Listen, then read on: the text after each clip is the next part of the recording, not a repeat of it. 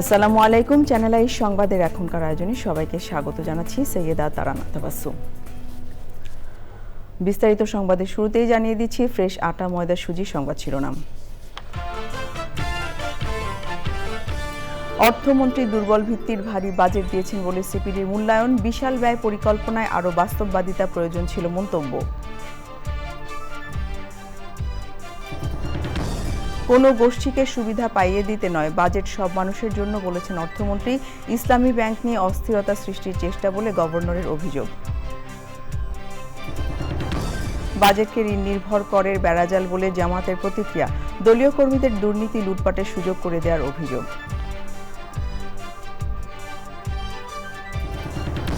পরিবেশের জন্য বরাদ্দ মোট বাজেটের 0.4%-এরও কম।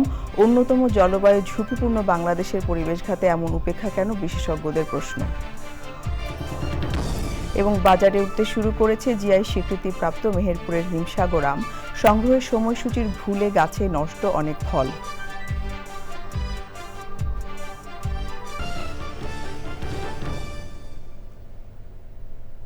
এছাড়া নিটোল টাটা বিশেষ সংবাদে যা থাকছে।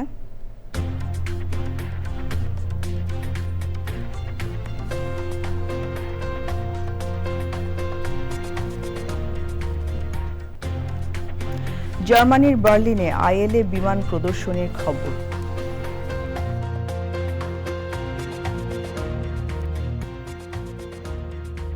সংবাদ শিরোনামগুলো জানাচ্ছিলাম। এখনকার সংবাদ আয়োজন একই সঙ্গে চ্যানেল আইয়ের ইউটিউব চ্যানেলে এবং চ্যানেল আইয়ের ওটিটি প্ল্যাটফর্ম আই স্ক্রিনে লাইভ স্ট্রিম হচ্ছে। এবারে পুরো সংবাদ, আর শুরুতেই জাতীয় বাজেট 2026-2027।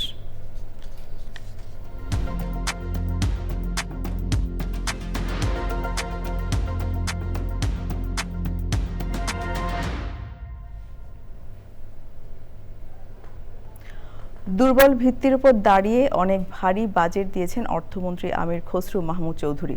প্রস্তাবিত বাজেট নিয়ে এই প্রতিক্রিয়া গবেষণা সংস্থা সিপিডির। তাদের মতে দেশবাসীকে অর্থনীতির ক্ষতগুলো জানানোর সুযোগ মিস করেছেন অর্থমন্ত্রী। সিপিডি মনে করে 9,38,000 কোটি টাকার বিশাল ব্যয় পরিকল্পনা করার ক্ষেত্রে আরও বাস্তববাদী হওয়া উচিত ছিল। রিজভি নিউজের রিপোর্ট।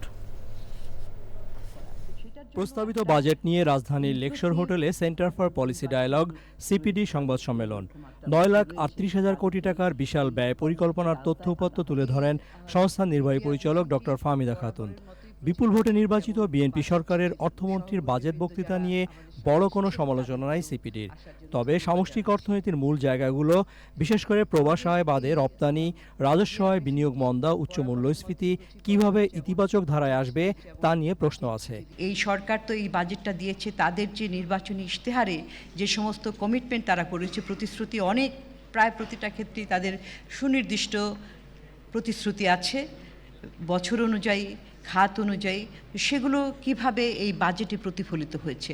সিপিডির বিশ্লেষকরা বলছেন, অর্থনীতির প্রকৃত চিত্র স্বীকার করে সে মোতাবেক আয় ব্যয়ের লক্ষ্য ঠিক করা উচিত ছিল। যে ভিত্তিটা ধরা হয়েছে সেই ভিত্তিটা কিন্তু ধরা হয়েছে যে চতুর্থ কোয়ার্টারে চলমান অর্থ বছরে একটা চাঞ্চল্যকর একটা পরিস্থিতি সৃষ্টি হবে, যখন নাকি আমাদের প্রবৃদ্ধির মাত্রা হঠাৎ করে বেড়ে যাবে, আমাদের ইনফ্লেশনের মাত্রা হঠাৎ করে কমে যাবে, আমাদের প্রাইভেট সেক্টরের যে ক্রেডিট গ্রোথ রেট সেটা হঠাৎ করে বেড়ে যাবে, আমাদের যে সম্পদ আহরণ সেটা হঠাৎ করে বেড়ে যাবে। এই যে প্রাক্কলনটা করা হয়েছে, আমার মনে হয় যে এটা আরও বাস্তবসম্মত করলে বাজেটের শৃঙ্খলাটা আরও ভালো হতো। সিপিডির মিডিয়া ব্রিফিংয়ের প্রচার সহযোগী ছিল চ্যানেল আই। রিজভিনা ওয়াজ, চ্যানেল আই, ঢাকা। কোনো দল বা নির্দিষ্ট গোষ্ঠীকে সুবিধা পাইয়ে দিতে নয়, বাজেট দেওয়া হয়েছে সব মানুষের জন্য। বাজেটোত্তর সংবাদ সম্মেলনে এক প্রশ্নের জবাবে অর্থমন্ত্রী বলেন, আর কতদিন দেশে বিভাজনের সংস্কৃতি চলবে। বাস্তবায়ন সক্ষমতা নিয়ে অর্থমন্ত্রী বলেন, এক বাজেটেই সব সমস্যার সমাধান হবে না, তবে শেষ পর্যন্ত তার প্রস্তাবনার কিছুও যদি বাস্তবায়িত হয় সেটাই কম কি।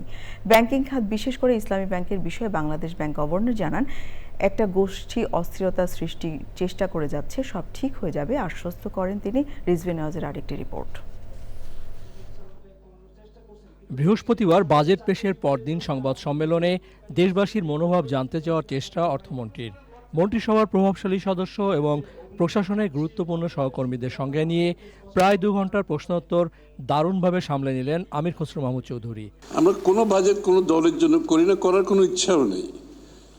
আমরা ফিনান্সিয়াল সেক্টরে একটা সিদ্ধান্ত নিয়েছি, কোনো ফিনান্সিয়াল সেক্টরে কোনো দলীয় লোক আমরা মনোনয়ন করবো না, এটা পরিষ্কার করে আমি বলতে চাই, করবো না আমরা।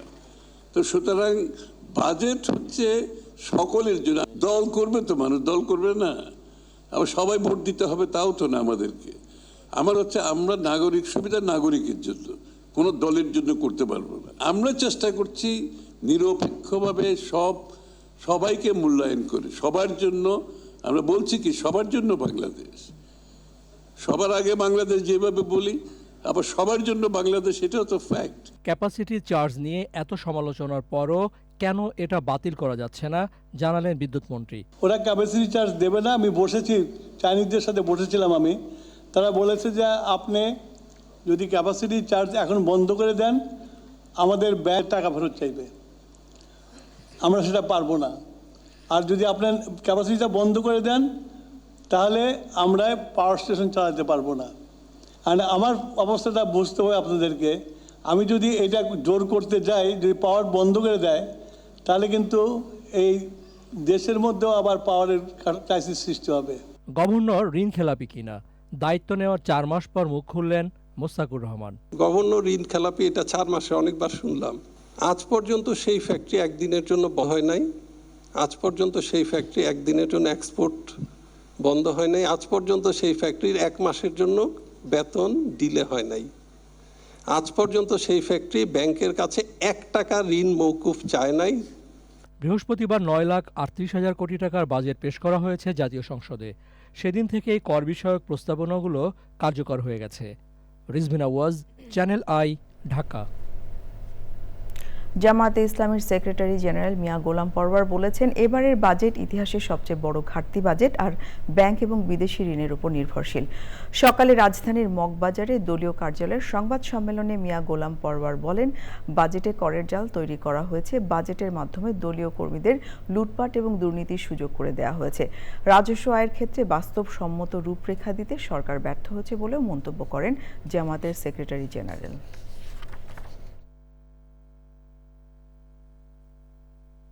এই লুটপাটের বাজেট, যা গণবান্ধব নয়, উন্নয়ন বান্ধব নয়, বরং গণবিরোধী, তার বিরুদ্ধে আমরা সোচ্চার হই এবং সরকারের কাছে দাবি জানাই, এই গণবিরোধী বাজেট জোর করে চাপিয়ে দিয়ে আপনারা আর জনগণের বিরুদ্ধে যাবেন না।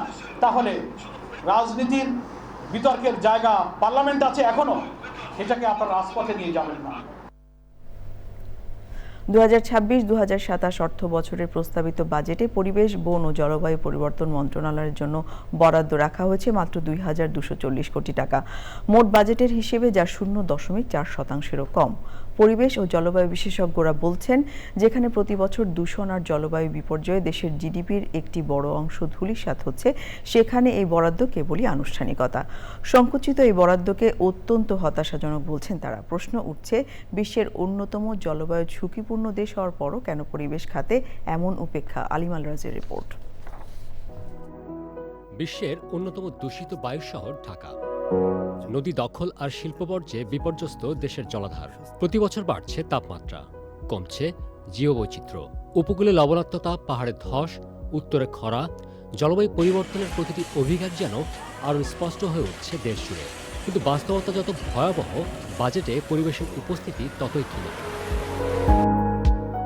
এবারের বাজেটে বন সংরক্ষণ, সামাজিক বনায়ন, জীববৈচিত্র্য রক্ষা এবং উপকূলীয় এলাকার অভিযোজন, নবায়নযোগ্য জ্বালানি, পরিবেশ বান্ধব কৃষি ও পানি ব্যবস্থাপনায় গুরুত্ব দেওয়া হলেও পরিবেশবিদদের মতে দূষণ এবং শিল্পবর্জ্য নিয়ন্ত্রণে এখনও বড় চ্যালেঞ্জ রয়ে গেছে। একই সঙ্গে উপকূলীয় এলাকায় জলবায়ু উদ্বাস্তু বৃদ্ধির আশঙ্কাও রয়েছে। প্রতিশ্রুতি এবং বাস্তবায়নের মধ্যে আমাদের মতো থার্ড ওয়ার্ল্ড কান্ট্রির অনেক বেশি ফারাক থাকে এবং এবারে কিন্তু প্রতিশ্রুতিগুলো খুব সুন্দর, কিন্তু সেই প্রতিশ্রুতিগুলো রাখতে গেলে এই টাকায় যে হবে না সেটা সরকার অচিরেই বুঝতে পারবে। আমরা চাইবো রিভাইজ করার এখনও সুযোগ আছে। বাজেট যখন আলোচনা হবে, ফাইনালি যখন রিভাইজ হবে, এই 2,240 কোটি টাকাটা যাতে ডবল হয়ে যায়, তাহলে সরকারের যে কর্মসূচিগুলো দেওয়া আছে তাহলে এগুলো বাস্তবায়ন করতে সরকার ইজিলি শেষ করতে পারবে। আর যদি বাজেট যদি না থাকে তাহলে এগুলো বাস্তবায়ন করা কঠিন হয়ে যাবে। আরও বিস্ময়কর তথ্য মিলেছে বাজেট বিশ্লেষণে। পরিবেশ ও জলবায়ু টেকসইকরণে প্রায় 1,16,000 কোটি টাকার বৈদেশিক ঋণ ও তহবিল সংগ্রহের লক্ষ্য ঠিক করেছে সরকার। অর্থাৎ নিজস্ব বরাদ্দ কমলেও বিদেশি ঋণের উপর নির্ভরতা বাড়ছে ধারাবাহিকভাবে। বাজেট করাটাও ইম্পর্টেন্ট, কি খাতে টাকা দেব, ওভারঅল ডিরেকশন কি হবে। কিন্তু এটাকে যদি আমি মনিটর না করি, প্রতি বছর যদি একই কথা বলে চলি, তাহলে তো এটা অর্থহীন হবে। আমি আশা করব যে সরকার মনিটর করার পদক্ষেপটা নেবেন। পরিবেশ, প্রকৃতি, জলবায়ু একটার সাথে একটা কিন্তু অঙ্গাঙ্গিভাবে জড়িত। আমরা বলছি ন্যাশনাল অ্যাডাপ্টেশন প্ল্যানের কথা, আমরা বলছি ডেল্টা প্ল্যানের কথা, আমরা নানা ধরনের কিন্তু প্ল্যান কর্মসূচির কথা বলছি। সেটাকে যদি সত্যিকারভাবে এগিয়ে নিয়ে যেতে হয় এবং জোরদার করতে হয়, তাহলে কিন্তু বাজেটে বরাদ্দ বাড়াতে হবে। প্রতি বছর 5 কোটি করে গাছ লাগানোর ব্যাপার, এটা খুবই একটা ভালো উদ্যোগ। এভাবে ট্র্যাকিং করার চিন্তা করছি, যে মনিটরিং করার চিন্তা করছি, সেটার কতটুকু আমরা এই কম সময়ের মধ্যে পারবো, কারণ এইটি কিন্তু সময় বৃক্ষরোপণের। তো উদ্যোগ ভালো, কিন্তু আরও অর্গানাইজড হতে হবে, যাতে সামনের বছরগুলো আমরা এটার থেকে একটা ভালো ফল পাই। অর্থনৈতিক বিশ্লেষণে স্পষ্ট 2026-27 অর্থ বছরের বাজেটে পরিবেশ খাত এক ধরনের নীতিগত বৈপরীত্যের মুখে দাঁড়িয়ে।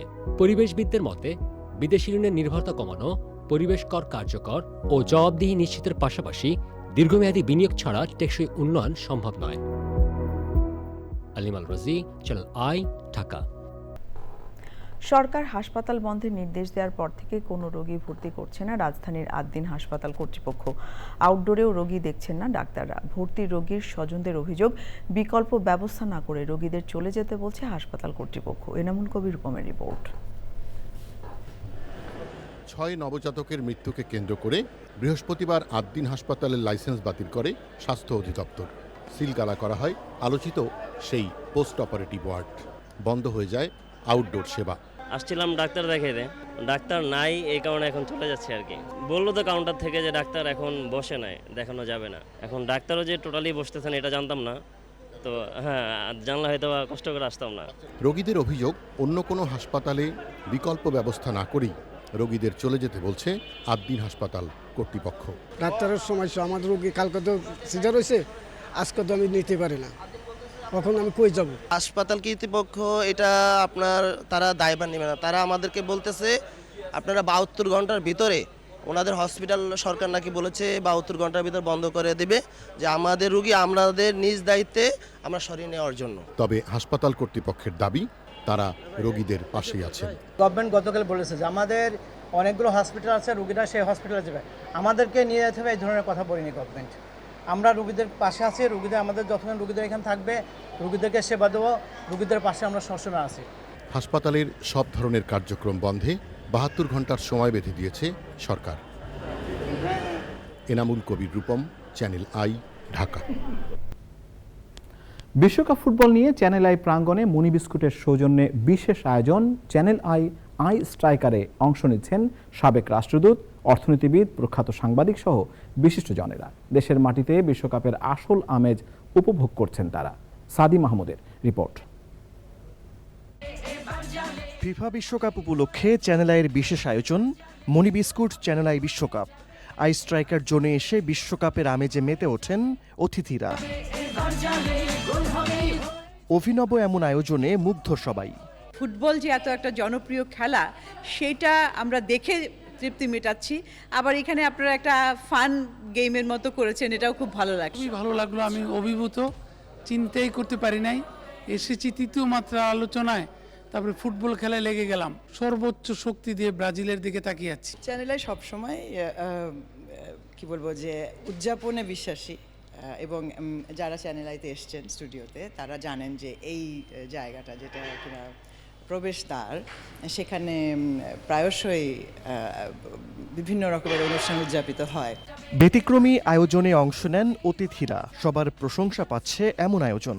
সত্যি প্রশংসনীয়, মানুষকে জাগিয়ে রাখা, বিশ্বকাপের যে উন্মাদনা মানুষের মধ্যে, বাংলাদেশের মানুষের মধ্যে আছে, সেটিকে এই টিভি চ্যানেলেও জাগিয়ে রাখা, এই উদ্যোগটা আমার কাছে খুব ভালো লেগেছে এবং আজকে যে আমি অংশগ্রহণ করতে পারছি এটাতে, সেটাও একটা আনন্দের বিষয়। বিশ্বকাপ হচ্ছে মেক্সিকোতে, সেটির আয়োজনকে আরও আনন্দময় করবার জন্য চ্যানেল আই যে আয়োজন করেছে সেটি খুবই আমি বলবো যে আমাদের ফুটবল প্রেমী বান্ধব, এবং আমরা খুব আনন্দিত। চ্যানেল আই ঢুকেই আমরা একটা মাঠ দেখতে পাচ্ছি।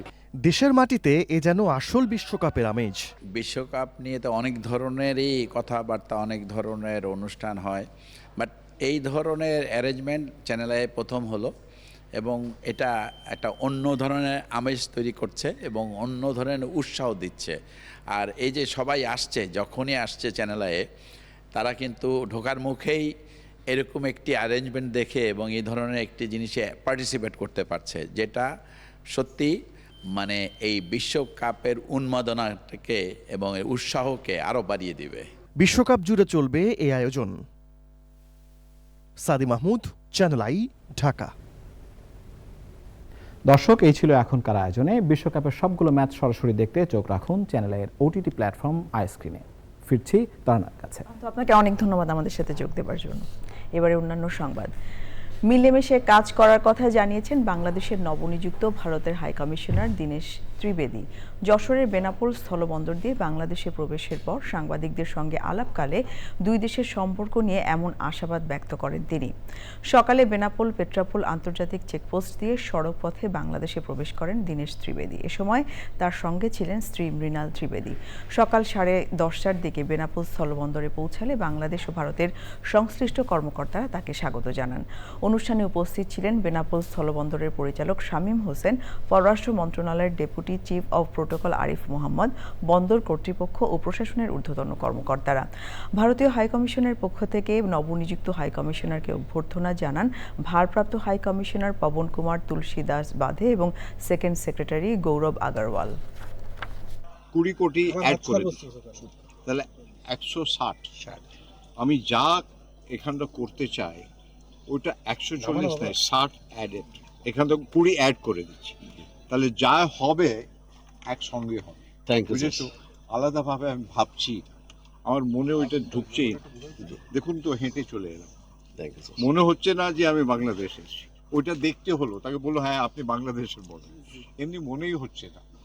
সবসময় আমি বলি একই আকাশ, একই বাতাস, একই যন্ত্র। তাহলে আমরা মিলে মিশে ভিসার সব বললে আমার সব মাথায় আছে। জিআই স্বীকৃতিপ্রাপ্ত মেহেরপুরের হিমসাগর আম বাজারে উঠতে শুরু করেছে, তবে সংগ্রহের সময়সূচি বিলম্বিত হওয়ায় গাছে পেকে নষ্ট হচ্ছে অনেক ফল। এতে দুশ্চিন্তায় পড়েছেন বাগান মালিক ও ব্যবসায়ীরা। মেহেরপুর থেকে গোলাম মুস্তাফার রিপোর্ট। মেহেরপুরে আমবাগানগুলোতেই এখন ব্যস্ত সময় পার করছেন চাষি ও ব্যবসায়ীরা। অনুকূল আবহাওয়ায় ফলন ভালো হলেও দেরিতে বাজারজাতের সুযোগ পাওয়ায় অনেক হিমসাগর আম গাছেই নষ্ট হচ্ছে। অন্যদিকে উৎপাদন ব্যয় বেড়েছে, কিন্তু পাইকারি বাজারে কাঙ্ক্ষিত দাম মিলছে না। এতে ক্ষতির মুখে পড়ছেন বাগান মালিকরা, আর সুবিধা পাচ্ছেন মধ্যস্বত্বভোগীরা। তবে স্বস্তির খবর, জিআই স্বীকৃত মেহেরপুরের হিমসাগর আম এবার রপ্তানি হচ্ছে। সময়ের আগে আমাদের আম পেকে গেছে, গাছে পেকে গেছে, অনেক নষ্ট হয়ে গেছে। লেবার পাওয়া যাচ্ছে না, লেবার খরচ বেশি, পরিবহন খরচ বেশি, সব জিনিসের দাম বেশি, মানে লেবার খরচ বেশি, ক্যারেট খরচ বেশি, কেয়ারিং খরচ বেশি। বিদেশে পাঠানোর জন্য যেভাবে উৎপাদন করা লাগে সেইভাবে আমরা উৎপাদনের চেষ্টা করেছি এবং ব্যাগিং পদ্ধতি চেষ্টা করেছি। আম ব্যবসায়ীরা বলছেন সবকিছুর দাম বাড়লেও ফলের বাজার দর সে অনুযায়ী বাড়েনি।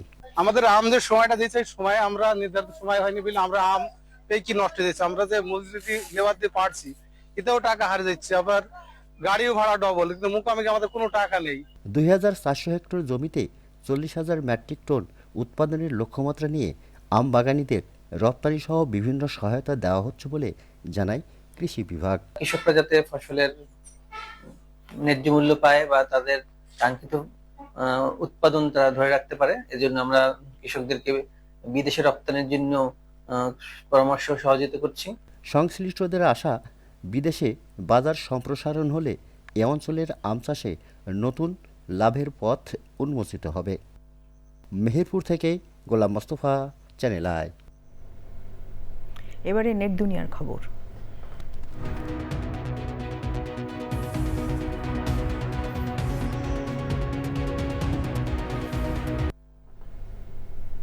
চলুন একটু ঘুরে আসি নেট দুনিয়ায়, দেখে আসি সামাজিক মাধ্যমে ভাইরাল কন্টেন্ট কোনটি।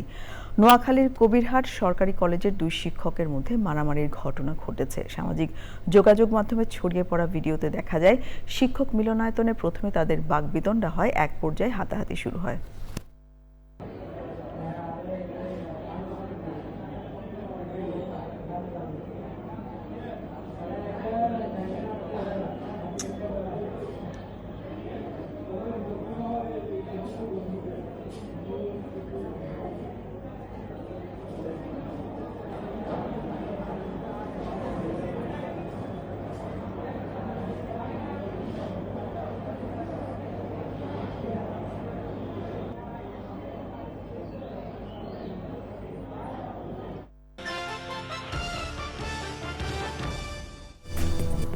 আপনারা দেখছেন চ্যানেল আই সংবাদ। এবারে সন্ধানী লাইফ ইন্স্যুরেন্স কোম্পানি লিমিটেড আন্তর্জাতিক সংবাদ।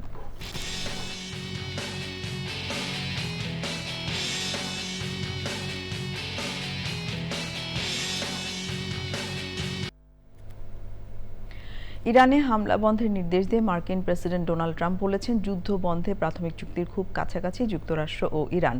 তেহরান কখনো পারমাণবিক অস্ত্র তৈরি না করার শর্তে রাজি হয়েছে বলেও দাবি করেন ট্রাম্প। ওভাল অফিসে সাংবাদিকদের এসব কথা বলেন তিনি। তবে যুক্তরাষ্ট্রের সঙ্গে যুদ্ধ বন্ধের চুক্তি এখনও চূড়ান্ত হয়নি বলে জানিয়েছেন ইরানের পররাষ্ট্র মন্ত্রণালয়ের মুখপাত্র ইসমাইল বাঘাই। ইরানের রাষ্ট্রায়ত্ত নিউজ চ্যানেলে টেলিফোনে সাক্ষাৎকারে তিনি এই কথা জানান। এবারে আইসক্রিম সাংস্কৃতিক সংবাদ।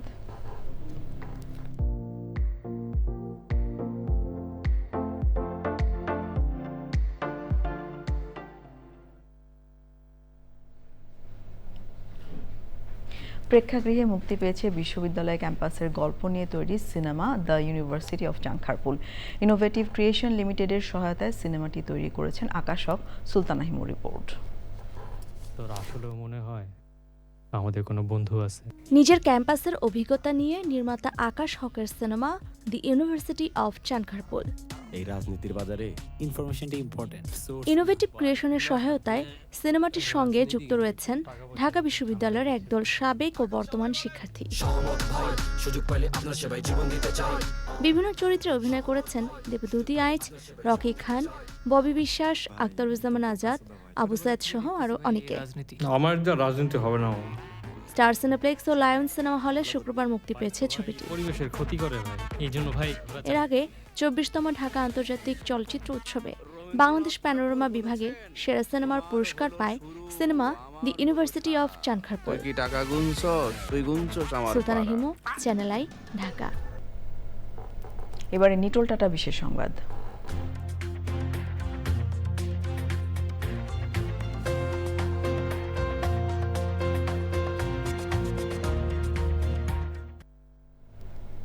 জার্মানির বার্লিনে চলছে ILA বিমান প্রদর্শনী। বিমান ও প্রতিরক্ষা প্রযুক্তির সবশেষ উদ্ভাবনগুলো এই প্রদর্শনীতে তুলে ধরা হয়েছে।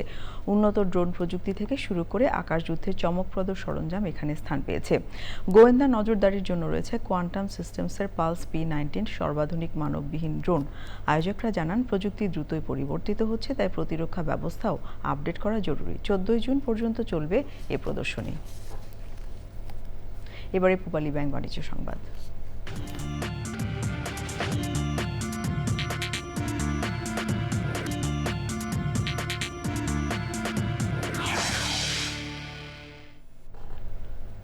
দেশের বাজারে আবারও কমেছে স্বর্ণের দাম। বাংলাদেশ জুয়েলার্স অ্যাসোসিয়েশন বাজুস সবশেষ সমন্বয়ে প্রতি ভরি স্বর্ণের দাম 4,432 টাকা কমানোর ঘোষণা দিয়েছে।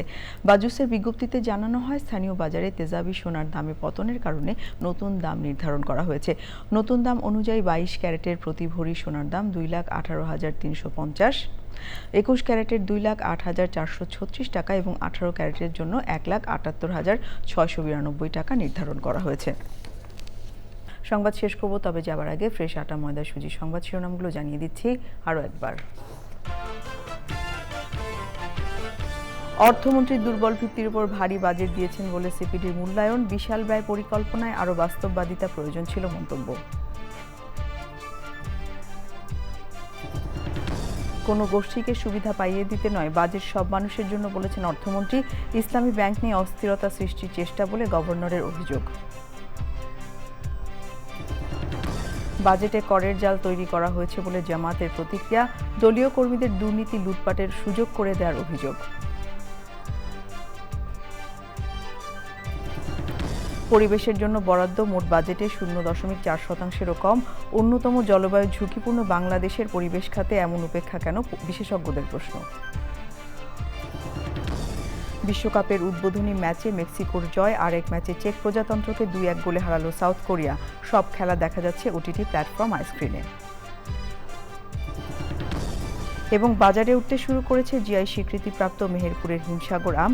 সংগ্রহের সময়সূচির ভুলে গাছে নষ্ট অনেক ফল।